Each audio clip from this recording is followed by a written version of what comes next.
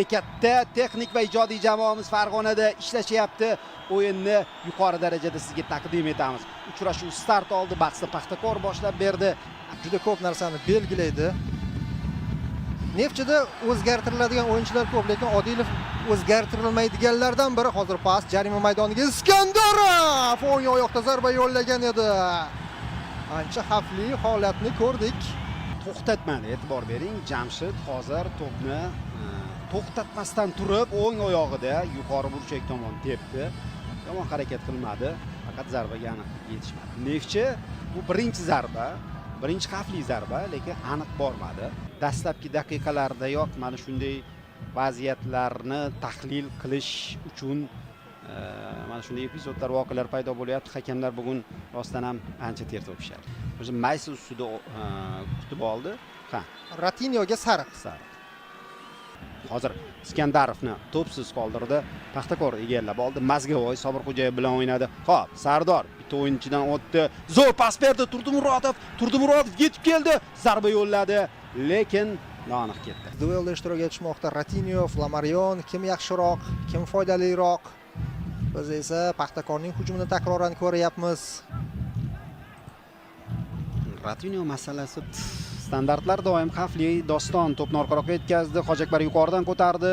To'p maydonida qoldi. Zarba noaniq ketdi. Hakam menimcha to'p chiziqni kesib o'tgandi-yu. Paxtakorning aksar o'yinchilari yetib borishgan. Bo'yi balandlar ayniqsa imkoniyat bor. Zarba yo'llandi va gol! 22-daqiqada Doston Hamdamov gol urdi do'stlar. Hamdamovga atalayotgan mavsum bo'lyapti va u qutovlarni qabul qilib olyapti. Jarima maydonchasi ichida u juda ham xotirjam o'ynadi va standartdan Paxtakor gol urib ketmoqda. Hamdamov uchun mavsumdagi 4-gol. Ha, mana Islom Ismoilov ko'rsatilyapti, hech qisi yo'q. Neftchi qayta olsa kerak, qaytadimi yo'qmi bu boshqa masala. Asosiysi mana shunday raqobat kechayotganligi o'yinda va Hamdamovga pas kelganda u Boyan Sigir bilan Anvar G'ofurov to'xtab qoldi bir muddat mana va Hamdamov to'p aynan menimcha G'ofurovdan keldi Dostonga. Doston soniyalarda qaror qabul qilib to'pni burchakka yo'naltirdi. Darvozabon yaqinrog'ida edi, himoyachi darvozabon yonida edi. To'pni darvozabon qaytarishga, reaksiyani boshlatishga kech qoldi. Natijada shu tarzda Paxtakor hisobda oldinga chiqib olmoqda. Qiziq. Bu baribir ko'proq Botirali ko'rmadi zarba qanday kelyapti, to'p qaysi tomonga yo'l oldi bilmay qoldi. Hozir esa Neftchi qarshi hujumga o'tmoqda. Pas imkoniyat bor. Yuritsa bu o'yinga menimcha javob bera oladigan darajada. Hozir qarang, Iskandarov qanday pas berdi. O'yindan tashqari holat yo'q ekan. Zo'r. Qo'yog'i yetmay qoldi. Oldinga qarab borishyapti. Ratinyo to'pni qanotga yetkazdi. Ubaydullayev yuqoridan ko'tardi. Havoda kurash. To'p yana Neftchi vakilida. Iskandarov va zarba! Ibrohim Halil Yo'ldoshev gol ura olmadi, lekin hozir uning zarbasi juda xavfli edi. Darvoza to'sinidan bir qarich balanddan o'tib ketdi. Iskandarovdan pas. Hozir tashabbusni Neftchi o'z qo'liga oldi. E'tibor beryapti. Shunga yarasha maydonda futbolchilar ter to'kyapti. Borni berib o'ynayapti. Hozir hushtak chalindi. To'p yetkazilmoqda yuqoridan. Bu zarbaga aylanib ketdi. Menimcha shoshmaydi, jamoasi yutyapti. Hozir onlayn bu ikki jamoaning ochkolari 15 tadan. Do'stlar, boshda ikkita turda zo'r ko'rindi. Hozir Neftchining hujumi. Ratinyo aldadi, to'pni saqlab turibdi. Tepada hozir zarba. Ubaydullayev ham hujumga yetib bordi. Bu ishni kam bajarayotgan edi. Ismoilov chapga to'g'rilayapti. Markazga pas, zarba. Ratinyo. Yaxshi vaziyat o'zi mana. Endi chap qanot. Chiroyli kombinatsiya davom etadi. Markaz tomon to'p uzatildi. Himoyachilar xotirjam. Paxtakorda qarshi hujum rostdan mana 3 ta o'yinchi himoyachi yetib kelishga harakat qilyapti. Qanday uzatma Turdimurodov deyarli birga bir zarba. Darvozabon qaytardi. Bu Botirali Ergashev qoyil. Sefiga javob bo'ldi. Uzatmani faqat sayt yo'q ekan. Yo'q, o'yindan tashqari holat do'stlar. Tezroq. Zo'r uzatildi. Va bu uchrashuvda o'ylayman, voqealar juda ko'p bo'ldi. Vaziyatlar juda ko'p bo'ldi. O'yin ikkinchi taymiga shunaqa bir taklifnoma beryaptiki, 21-6 Ibrohim Halil Yo'ldoshev. Mana shu himoya 4lik Yevon Jokic 23 tayanchi. Undan biroz oldinroqda Ratinho 77. Hozir Paxtakorning hujumi Turdimurodov qanotga Flamaryondan zarba ancha xavfli, noaniq ketyapti. Iskandarov va Ratinho, Odilov 22, Ismoilov 7, Stepo Peritsa 18-raqamda o'ynayapti. Islombek Ismoilov jamoa bosh murabbiy. Do'stlar, Paxtakorchilar burchak zarbasi kam bo'ldi ikkinchi taymda.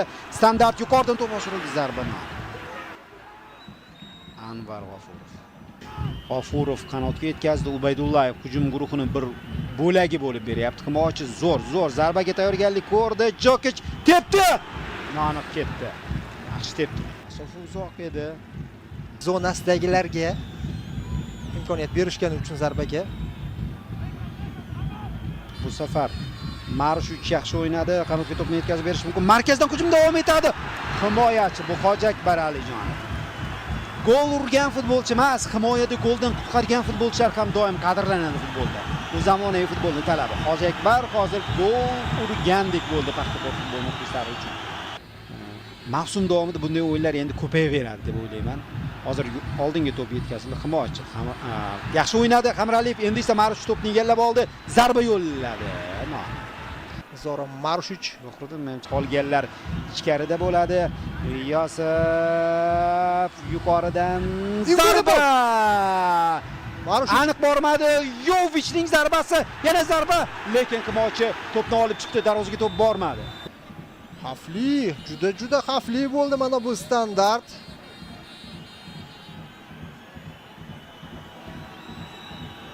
Mana bunisida imkoniyat zo'r edi. Yuqoridan tepadigan vaziyat edi. Jangga tashladi. U ham yaxshi qaror edi o'zi aslida. Yovichning qarori ham yomon emas. Bitsa qoldirganda agar hammasi joyida, darvozabonda xato, lekin bu xatoni tuzatish uchun Yovich jang qildi va bu jangda yutib chiqib, to'pni qanday tarzda olib qo'ydi va pas berdi. Bu hujumni boshlanish nuqtasida Yovich qahramon bo'ldi. Keyingi qahramonlar bo'ladimi, yo'qmi? Ko'ramiz. Jumayev uzatma. Hoji Akbar Yo'ldoshev yaqin masofadan jarima maydoni ichidan hozir aniq zarba yo'llay olmadi. Juda qulay imkoniyat edi. Farg'ona jamoasida vaziyatni takroran bizga taqdim etib berishmoqda. O'zi Alijonovni ham to'pni uzoqlashtirishi muvaffaqiyatli bo'lmadi, raqibga nasib etdi. Yo'q, qarang, bu yerda Yo'ldosh shoshmasdan ham Jokichga bersa ham o'zi to'xtatib olib tepsa ham bo'lardi. Va Yo'ldosh hozir to'pni otib beradi. Denis bo'lib beradi. Oldinga tashladi, himoyachilar qaytardi, darvozabon ushlab oldi. Himoyachidan keldi. Keyingi emotsiyalarni eshitdingizmi? Eshitilyapti, qarang. Oxirigacha bersa. Hamrali. Ko'ra himoyachilar soni ko'p tabiiyki, Yovich to'pni yetkazib beryapti. Iskandarov chiqib ketgandan keyin baribir Nefsni markazi unaqa zo'r ishlamadi. Paxtakor esa qarshi hujumda ikkinchi golni urishi mumkin edi, lekin noaniq zarba. Yosibga o'tmadi to'p. Yovich bor, lekin shu futbolchi o'yinning ikkinchi taymda tushganlar orasida eng yaxshisi. Pas hammadan to'p o'tib ketdi. Buni hech kim kutmagan. Hakam to'pni Quvvatov o'yinga kiritish kerakligini ko'rsatdi. Vaqt yakuniga yetmoqda. Menimcha xushtag chalindi, ha. Tantashev o'yinni yakunlab berdi. Paxtakor juda muhim o'yinda asosiy raqibini chempionlik poygasida bu mavsum mana shu ikki jamoa o'rtasida raqobat kechadi deb taxmin qilingandi va xuddi shunday bo'lyapti. Asosiy raqibini uyida mag'lub etib, 3 ochko qo'lga kiritib, 15 ochko bilan endi Neftchi bilan birgalikda peshqadamlik qilyapti.